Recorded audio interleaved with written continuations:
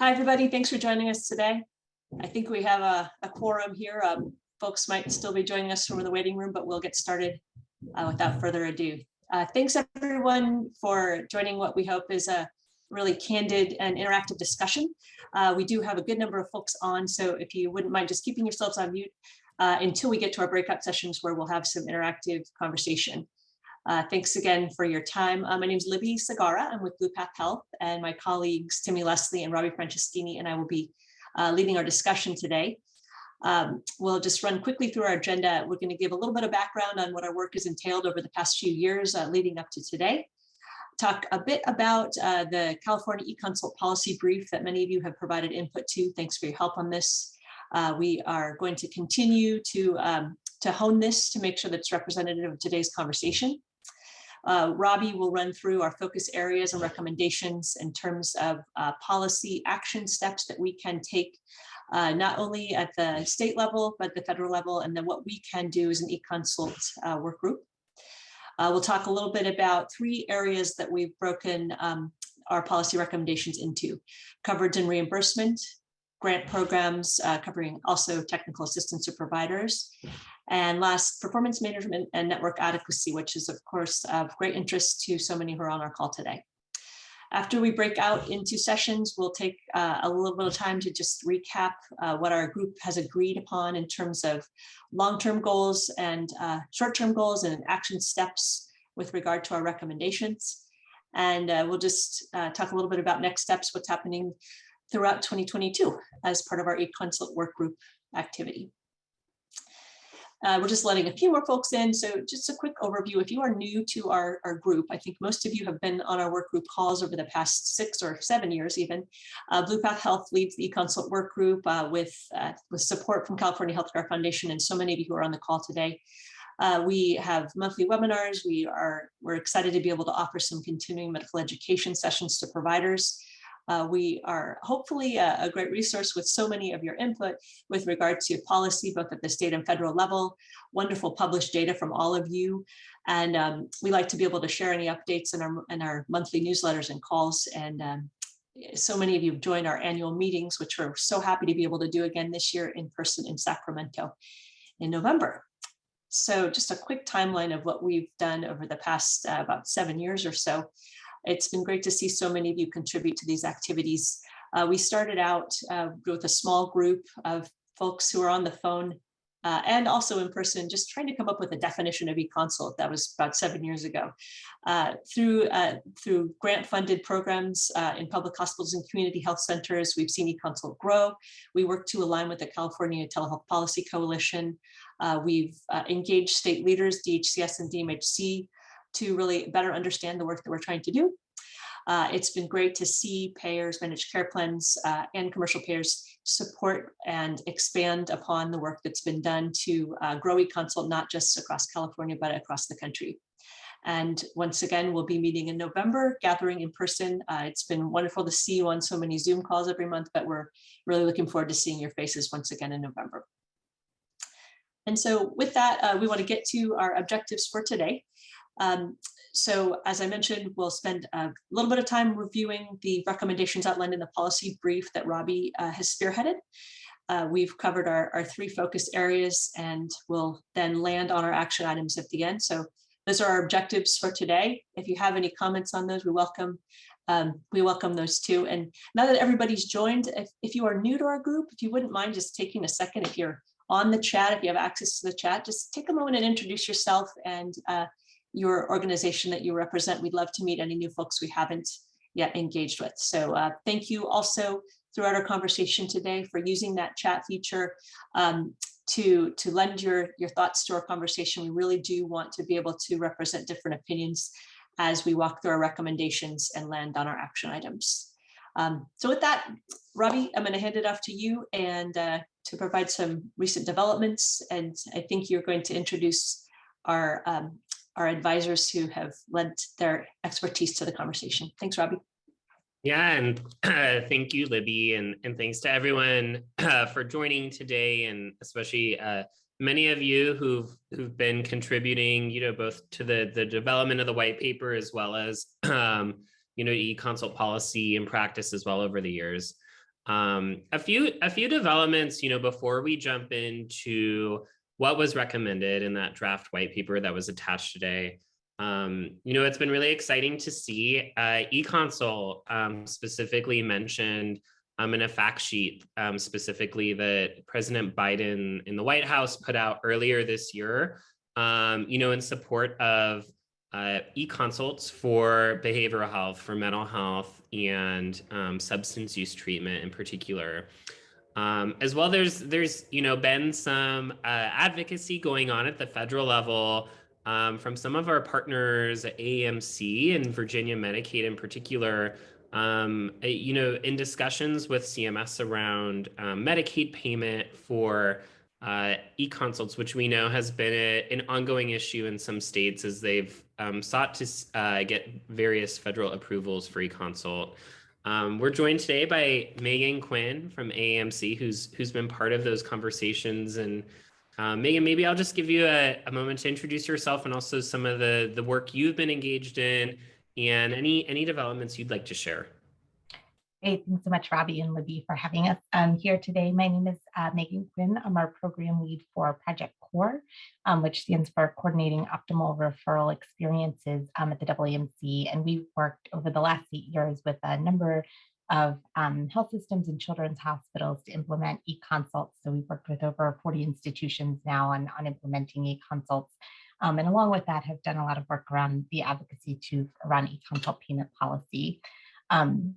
So we, back in December, our team at the AAMC and Virginia Medicaid met with CMS to discuss some of the Medicaid payment policies, specifically around some of the new concerns that were raised about the ability of Medicaid to provide federal match for e-consult because of it being a provider-to-provider service. So during that meeting, we had a chance really to share some evidence around the impact of e-consult from a payer and patient perspective and some of the benefits, particularly for Medicaid beneficiaries who can face access to specialty care challenges. So as Robbie noted, we were excited to see in President Biden's State of the Union fact sheet that there was this commitment to payment models that really support the delivery of whole person care with behavioral health integration, and specifically calling out Medicaid reimbursement of interprofessional consultations. We have heard recently that CMS is really hoping to be able to issue some sub-regulatory guidance on this Medicaid e-consult payment issue. So we don't have specific timing at this point, but we will definitely keep the work group informed as we learn a bit more about the next steps there. Awesome. Well, thank you so much, Megan, for all of your work in Project CORE and in advocacy with CMS and those conversations that have been going on as well. Sure. Yeah, and look forward to the breakout a little bit later too to talk a bit more about some of the reimbursement issues and these codes in particular. So look forward to meeting with some of you in that small group as well. Excellent. And, another development, just moving on to the next slide, it's been exciting to see CMS in particular kind of put out a communication related to, that announcement that was made in the White House fact sheet earlier this year, specifically communicating to stakeholders that, they are looking to test payment models that, support behavioral health integration, including through the use of interprofessional consultations or e-consults. So it's really exciting to see CMS kind of, take the baton from the White House, if you will, and hopefully we see some movement or some more action, at the policy level on this in the coming months and years. I think just moving into our next slide, one other development we wanted to make sure we shared with you all too. So we know some folks here are, from outside of California, from other states, but last year our governor made a historic investment in children and youth behavioral health in California. Engaging both our Medicaid program, Medi-Cal, as well as other health agencies to help support access to behavioral health for children and youth kind of in the wake of COVID-19 and other, historical issues when it comes to providing behavioral health to children. A key part of that work is the creation of this behavioral health virtual services and e-consult platform. Right now, the Department of Healthcare Services is largely the lead for this piece of that initiative's work. They're engaging stakeholders right now in focus groups and listening sessions to understand what's needed when it comes to creating a behavioral health e-consult platform, understanding how it can be integrated in some way with what's already out there. And so it's been exciting to see the state make this investment in e-consult specifically for behavioral health. It's something that the work group is tracking as well, and we'll continue to report out on. We were really pleased to be joined by Autumn from the Department of Healthcare Services at our webinar last month, who provided a bit more of an overview of the initiative and the e-consult platform and where they're at in this work. I think I'll just say it's very early in terms of the project development. They haven't specifically articulated what this will look exactly like right now, but it's a great timing because there is opportunity to help shape what this e-consult platform looks like, and associated policy that might be needed as well. So kind of thinking about some of the policy areas we've outlined in the white paper and for discussion today, things like reimbursement. Will providers be reimbursed for their time spent on e-consults in this platform and things of that nature? Moving on to our next slide. Into our policy brief. And again, thank you to all who, sat down for interviews with us over the past few months and really the past few years in terms of sharing, ongoing issues when it comes to e-consult policy. We specifically have been looking at e-consult policy in the context of Medi-Cal. But we know, Medi-Cal doesn't operate in a vacuum. There are federal policies within CMS that affect, what the Medicaid program here in California can and can't do, as well as, contributions and actions by other stakeholders other than just the Medi-Cal program or state government. So things like grant programs from philanthropy and things of that nature. So to provide a summary of the policy areas and the policy recommendations, we took all of our notes and kind of grouped them as we heard the issues, and then scoped out what some of the recommendations we heard were. And we'll provide time in the breakout rooms for all of you to help confirm these for us or add to them for us. So please be thinking about whether these recommendations resonate with you. If there's anything you'd add or edit, that will be super helpful to us as we look to finalize the white paper. But to begin with, I think the first area that first and foremost came through in our conversations is coverage and reimbursement. So, what is covered in Medi-Cal and by Medi-Cal managed care plans and what's paid for when it comes to e-consult. We know that right now the 99451 code is in the fee schedule, but FQHCs cannot bill for e-consults or have those captured within the current payment structure under PPS that they have in Medi-Cal. So, two recommendations came through in the conversations. One was, to add an e-consult code to the Medi-Cal fee schedule for treating providers. So that would be CPT 99452. And also allow for FQHCs and RHCs to bill for e-consults in some way. And, we'd love for your ideas on that. Is there a need to, keep engaging CMS? Is there federal advocacy needed? Is there another option to, have the state maybe pay for some of this work out of general funds, given the budget surplus we have? So we'd love for, some of those ideas to kind of add color to these recommendations. Moving on to grant programs, historically in California, we've had a lot of support from philanthropy to support e-consult. So California Healthcare Foundation, who's also supporting this work today, as well as Blue Shield of California Foundation, have provided a lot of technical assistance, as well as, HRSA as well. Over the years, several E-Consult programs have received support from HRSA, as well as other programs, CMMI, and the work that Project Core is doing too. A couple recommendations here. One was around creating a technical assistance fund through the new Department of Healthcare Access and Innovation, HICI, within California Health and Human Services Agency. So this is the new agency that took the place of the former OSHPD. If you're familiar with those agencies, it's really focused around workforce development and other innovations in healthcare. This recommendation is really for the state to make an investment in technical assistance for providers and organizations to start E-Consult programs, as well as, increasing the visibility of recent state and federal funding opportunities relevant to E-Consult. How can we help communicate to stakeholders when funding is made available?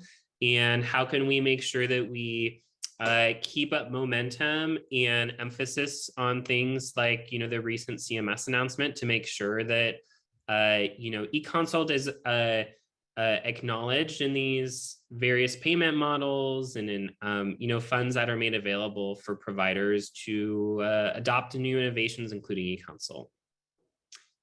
Moving to the next slide, a couple more topics came up. Network adequacy came up. As Libby mentioned earlier, several years ago, the work group had a series of meetings with the Department of Managed Healthcare, who came up with a mock provider filing form that allowed for its licensed health plans to report on their telehealth networks. We know that we heard from plans that they, many have not been filling those out. It's been a cumbersome process and hasn't been formally required by the department. We also have heard too that, some stakeholders would like for, credits for performing E-Consults in some way as a form of acknowledgement in access standards, as well as timely access too. So how can E-Consult in some way be acknowledged in measuring timely access when patients request specialty visits or primary care providers too? So in here, a couple recommendations. One is to create a standard reporting mechanism for managed care plans to report on their provider networks, timely access and utilization. So thinking about how E-Consult can be included in provider network reports, as well as in some way timely access if there's room for that within timely access as well. And then also develop a framework for granting credit in some way to managed care plans. I think this idea really came from Medicare Advantage, where telehealth credits are given to Medicare Advantage plans that have telehealth providers who provide services for specified specialties. And so that's where this idea came up. Is there something that, Medi-Cal could do in terms of granting credits for managed care plans who are doing E-Consults? Quality and performance metrics, specifically within this realm, what we've heard is, there was really great momentum during the Prime demonstration under our 1115 waiver in California, Medi-Cal 2020, which included for public hospitals a way to report on E-Consults vis-a-vis the performance measures that were included there around closing the loop on specialty care. And those metrics were sunsetted with the waiver renewal and the movement towards a different set of performance measures that are largely, I think, based on HEDIS measures and in clinical outcomes. So within here, the recommendation we heard was to really call on the department to revisit quality and performance metrics that can incentivize timely turnarounds for specialty requests and the management of specialty care through telehealth like E-Consult. And then lastly, rate setting. Currently, there's no there's no mechanism to kind of acknowledge e-consult investments other than through, a CPT code, CPT codes for, those payments that are made for e-consults with the 99451 code. And so there were, the recommendation here was, in this current world we're in where, not all e-consults are reimbursed in Medi-Cal, is there a way to develop a rate adjustment for managed care plans that rewards investments made in e-consults to improve outcomes and increase access to care? So those were the recommendations that were included in the white paper that was sent around to everyone, and that we'd love to kind of dig in more in during the breakout sessions and really confirm with you all. And with that, I'll hand it back to Libby. Thanks, Robbie. Before we break out into groups, we wanted to just clarify what we'll dig into a bit. I think Robbie's recommendations are clear. We wanted to let people have the opportunity to select where they'd like to participate in discussions. So you're a select group. You know, if you've been involved in our E-Consult work group, we have hundreds and hundreds of members from all over the country and international that participate in our work group. But we wanted you, as those who feed into policy recommendations, maybe have a hand in what your organization's perspectives are in terms of policy. You'll note that when you see names, if you're looking to see who's joined us today, we have an esteemed group. We have so many different perspectives. We're so pleased to have you all today. The organizations that are not represented, you may notice we don't have our state agencies represented in the conversation today. We wanted to take some time to have this open conversation, really form our recommendations and hone them. We will have opportunities to share these perspectives with Department of Healthcare Services and Department of Managed Healthcare on an ongoing basis. So they will not be participating today, but we will reconnect with them once we have finalized our white paper and gotten your input and recommendations. So as we break it into groups, we will revisit once again the categories of these recommendations, but our call to action for you all is to actually determine what our actions can be. What can the E-Consult work group do in terms of long-term goals and short and midterm? So what can we do in the next 90 days? What can we do by the end of 2022? And what's our overarching long-term goal in each of these areas? So just want to take a moment to thank our advisors. We have Megan Quinn and Scott Shipman from AAMC, who of course have fed into this these recommendations and advised us so well. Also, Dr. Greg Buchert, thank you for joining us, Greg. Paul Gibney, who's been our ongoing, longstanding advisor. Thank you so much, Dr. Gibney, for joining us. And last we have Delphine Tuot. Dr. Tuot has also been with us for many, many years now. And we appreciate contributions from Andrea Fry, who is advising us with regard to her health policy and legal expertise. So you can see the titles of our breakouts here. In a moment here, you'll get to choose which one you'll participate in. But just to recap really quickly, those of you who are interested in coverage and reimbursement, those who may be have been directly involved in payment, looking to see how we might be able to better capture primary care provider time with regard to e-consults. As many of you know, many of you participated in conversations around State Bill 365 last year. So what are we doing next following our push to get primary care providers reimbursed for e-consult and continuing on that path? And our second discussion around grant programs.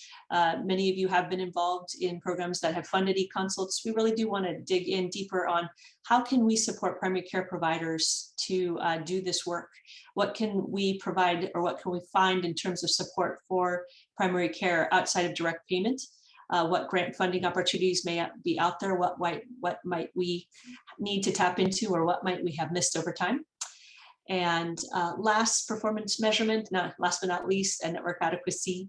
Once again, going back to what so many plans and providers are capturing with regard to data, what's going to be meaningful at the state level, what can we capture and make and increase understanding by Department of Healthcare Services and Department of Managed Healthcare, and what tools are out there and what should we be doing better to capture and show the progress that we've made so far.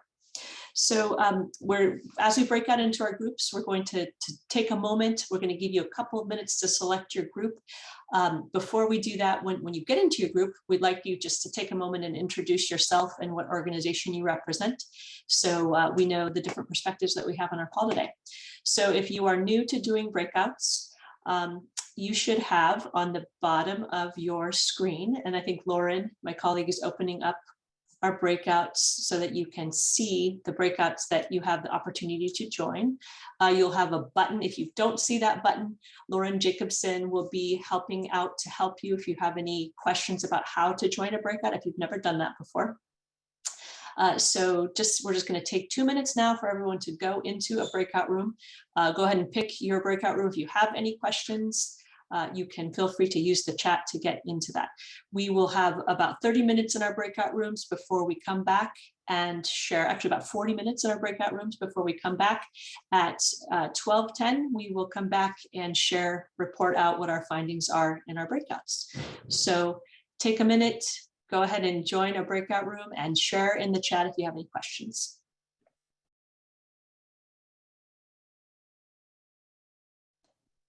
Hi, everyone. We'll wait till everyone joins back in from their breakouts here.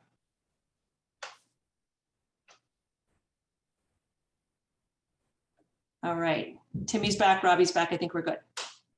Okay. For sake of time, I'm going to call on my group first, and I'm going to go back to my slide that has messy notes. Can you see my slide? Yes. Great. All right, so we were focused on coverage and reimbursement. Wonderful input from our group. Thank you so much. Those from the national level who've really dug into these issues. So Greg, Dr. Breakout's going to speak to our potential short, mid, and long-term next steps. Sure. A couple quick things are looking at, we need to find ways to get the FQHCs paid, and think that having a state plan amendment for an APM could make sense. It allows a lot of flexibility, a lot of creativity. It's just hard work because we've got a lot of different Medicaid programs across the country. It's great that the 99452 exists. It opens the door for PCPs to get paid for making referral.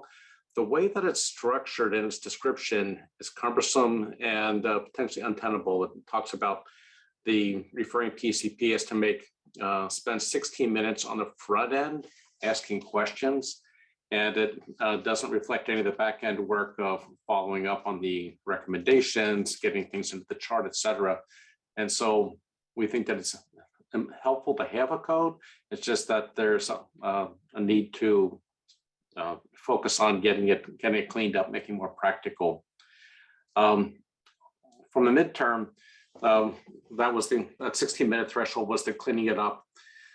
There's initiatives for us cost share in having on the Medicare side of having that 20% cost share of the patient, and the flexibility plans have flexibility to waive it. Providers could waive it, may want to collect it, but it does raise some issues as far as multiple bills being generated for a patient for a single activity. And we recommend that plans and providers waive that. I think that long-term, there does need to be an increase in that APM, particularly for some particular beneficiaries that may be particularly complicated. There might be some flexibility as far as tying it to a quality metric. We know that we can think about the access and availability, and there might be some opportunities there, as well as things like closing HEDIS gaps and the like. And with a potential of a patient getting billed for both the referring provider and the specialist provider, will require a little bit more education on the front end for patients to understand what's going on. That 99452 is billed for a same day activity, and we know that e-consult vendors often have the patient, or I should say the specialist, having to respond within 24 to 48 hours, so it doesn't occur the same day. And so there might, again, that goes back to the cleanup language. And we all agreed we're not going to touch PPS. That's the third rail. And then finally, there's that hint of reality that, with the economy, going down 20%, and there's a bear market, cryptocurrency is falling out, and tax revenues are definitely going to be slimmer next year. And so Medicaid programs may be a little less willing to invest in new expenditures. And with that, I think I covered all of our topics. If you're on mute. Thank you so much, Greg. Yeah, and we're gonna bounce quickly since we want to make sure we get everyone's time in. So thank you, Greg. And I'm gonna pass it to Robbie's group. Go ahead, Robbie. I'll let you share your screen. Sure, thanks, Libby. I can give our summary. We did take a little creative liberty. And we only really kind of got to the network adequacy piece of our group, but you know, we talked a lot about this vision of regulations acknowledging that e-consults are both distinct from fee-for-service care, and that, you know, regulations should reinforce effective, timely care. So kind of reconceptualizing network adequacy and what that means in certain ways. Just in our right-hand column, we kind of discussed some midterm goals. So two clear topics came through. One was around timely access standards that health plans are held to, as well as around, you know, provider networks and provider directories. So making sure that providers are delineated by modality and delineating between internal rosters of providers and knowing who does e-consults, and then provider directories that are external facing for patients, so that patients aren't trying to reach out to a provider that only does e-consults. So coming up with ways to do that, and then also making sure that regulators view e-consult in a different context than face-to-face visits, leverage patient education, and require that plans educate providers and patients on e-consult. So some of the actions we came up with, you know, engage state agencies in discussions to make sure that they understand e-consult programs and their variations, and distinguish e-consults from a referral. With regard to the delineation between internal and external directories, create better documentation, support programs in creating better processes for documentation. So workflows and definitions, make sure that the process is transparent for the providers and also patients, but then also regulators if they're reviewing this data at a later time, so that it's really clear what's happening, what is an e-consult, how did it conclude and what happened next.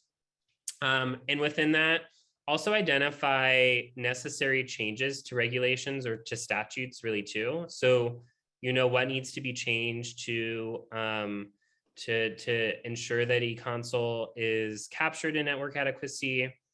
I think within that, you know, sort of redefine what timely care is and balance timeliness with things like effectiveness, as well as patient and provider choice.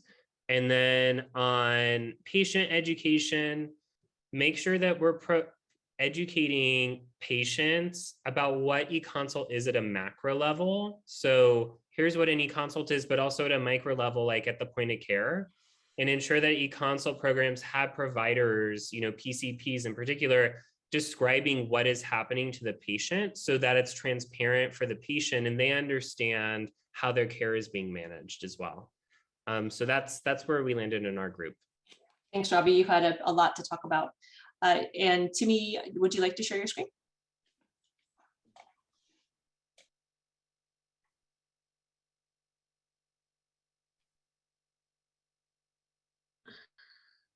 Can you hear me? Yes. Okay. We're a little bit more challenged on the formatting in our group, and we were small and mighty, I would say. And Paul, hopefully you're there, you can help me reflect our conversation. But I think in terms of our kind of big ideas that came out was to really ramp up the need for education and also that technical assistance and solving for the last mile of being able to integrate e-consult into the workflow of the PCP, but also the idea that anyone who walks into the door should have e-consult accessible. And that then requires a lot of collaboration among payers so that the provider doesn't have to pick and choose. And also a key piece of that, which we are tapping into in the Central Valley, of having a fund for the uninsured, so that those that those consults that are done in uninsured can get reimbursed through this fund. And we might be able to explore how do we take that program and expand it across the state, because it is working. So there's that. The other piece that we wanted to tap into, and this came into the HCAI conversation with the state of the investment there and innovation, is around the emphasis on workforce. And we spent a lot of time on how E-Consult really needs to be stood up as a solution to a lot of the burnout that we're seeing with providers, especially those that are isolated. And how can we really use E-Consult as a way to be able to put a safety net around our providers and be able to solve some of those issues. And I think the regulators, or we think that the regulators and the policymakers will really, that'll kind of fit in an area that they haven't thought of before. In addition, we talked about in the education side of really going back to our roots of associating E-Consult with telehealth, because after the pandemic and during the pandemic, there's a lot of investment and grant programs for telehealth. And yet E-Consult isn't really recognized as part of the whole telehealth strategy. And we know many of the health plans that we've worked with are staffing and putting in the work around thinking about how E-Consult fits into their strategy. But I think we need to start associating E-Consult under that umbrella, and helping organizations understand that it does take some investment, not only with grant programs, but also internal investment to manage those grant programs and have the expertise to do so. Finally, we looked at other grant programs that the state, investment that the state's making. We mentioned behavioral health and workforce development, but also all the work that's done in CalAIM and population health, how we might be able to position E-Consult as a solution there. And within public health, we also looked at the public health lens. And Paul, I'd love for you to talk about the work that you're doing, or you have the success you did in the is it Zika virus? I'm sorry. Yeah. Well, I mean, the Zika virus. I couldn't see my screen. Yeah, I mean, we already have a network, and 20,000 E-Consults a month. Thousands of providers are already using it. So when the Zika virus came around a couple of years ago, within 48 hours, we had a Zika virus portal launched, and experts available. We have a long COVID portal now where our PCPs can talk directly with a long COVID specialist.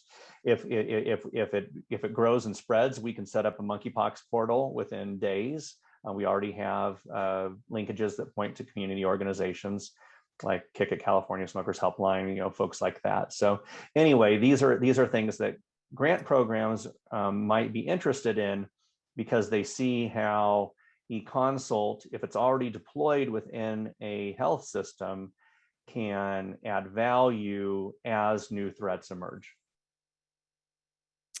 Thank you. You can see in our short term and midterm, there were also ideas of ramping up a speakers bureau and office hours so that organizations can get ready access to the expertise that we have here and elsewhere, and also be able to point organizations to what we've already cataloged on the E-Consult Workgroup website, so that it's more custom, get people what they need.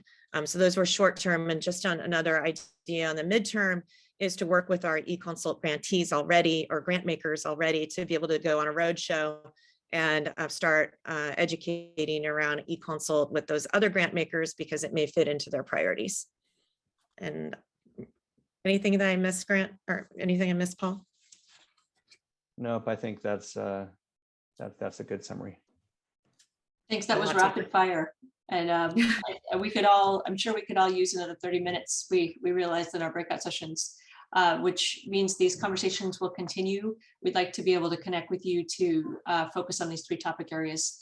But one thing I want to do in our last couple of minutes is just, if there's any perspective that has not been touched upon, I'll just open it up. Is there anyone who'd like to raise their hand and share any last thoughts? I think this was touched upon in our group, but I just want to further emphasize how important it is to get patient stories and patient examples and the patient support.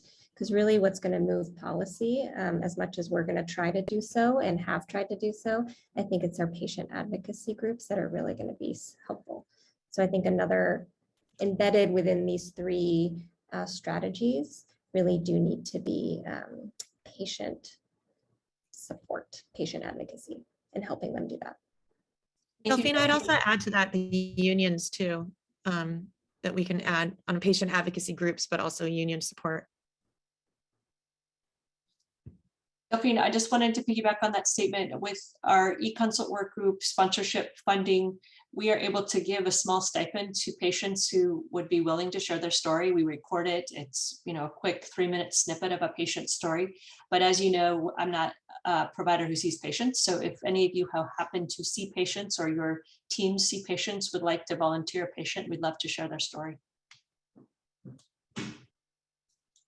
Any other thoughts before we move on to our next steps?